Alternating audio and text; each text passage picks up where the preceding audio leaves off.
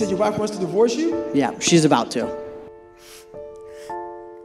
Hey, brother. First off, want to honor you. Thank you for pouring into Ryan, who pours into us. Seriously, thank you for doing that.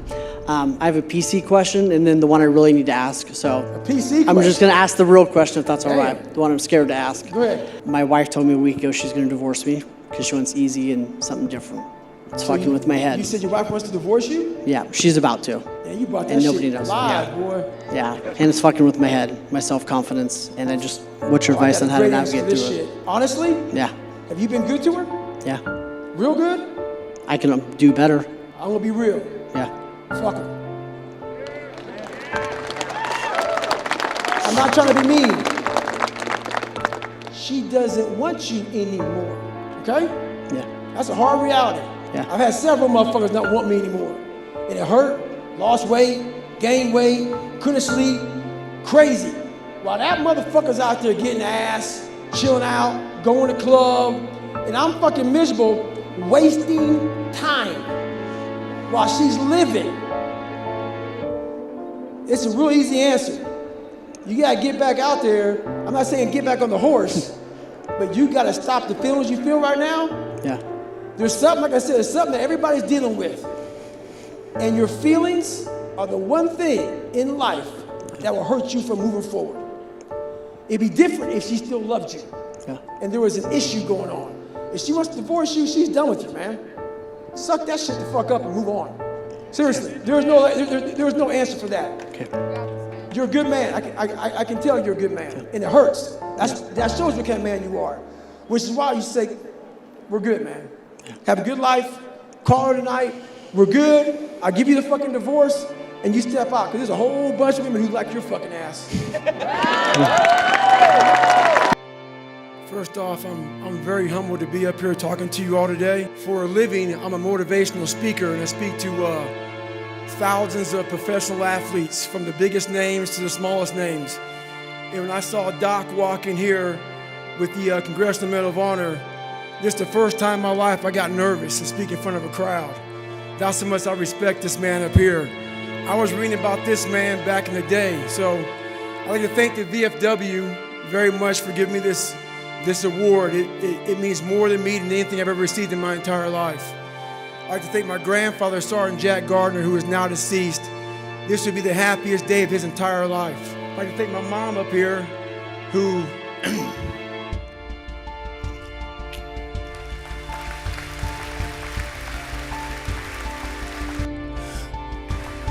who never picked me up, when I fell. She taught me how to get up when I was knocked down. I thank my uncle for always being there for me.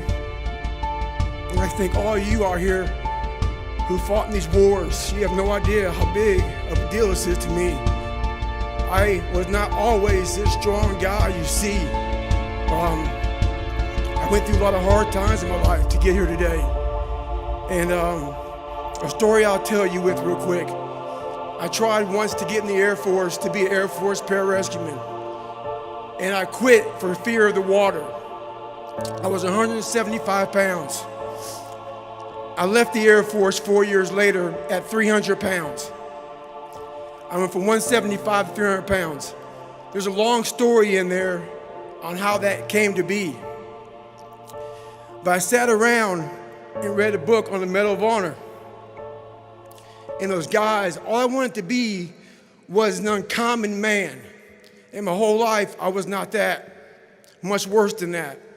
But I read stories about men like you, Doc, who had the courage to jump on grenades and stuff like that. So I came home one day from working at a job called Ecolab, where I sprayed for cockroaches. Made $1,000 a month, weighing 300 pounds. And I got home and I watched a show on Discovery Channel of guys carrying boats and logs, Navy SEAL training. And I decided to make a change in my life. And I called the recruiter up, and he asked me these questions. You had to meet a certain age, like a certain height and weight limit. I was 6'1" and 300 pounds. He laughed at me. 7 other recruiters laughed at me. One recruiter finally said, "Come on in, I'm too busy to talk to you on the phone." He didn't know how much I weighed. I walked in the recruiter's office and he looked at me and he said, "You're fat and you're black." I said I want to be a Navy SEAL. I didn't know there had only been 35 African-American Navy SEALs at that time in over 70 years. He said I basically had to lose 106 pounds in less than 3 months because of my age. I was getting too old. I came back 3 months later, 106 pounds lighter. Thank you.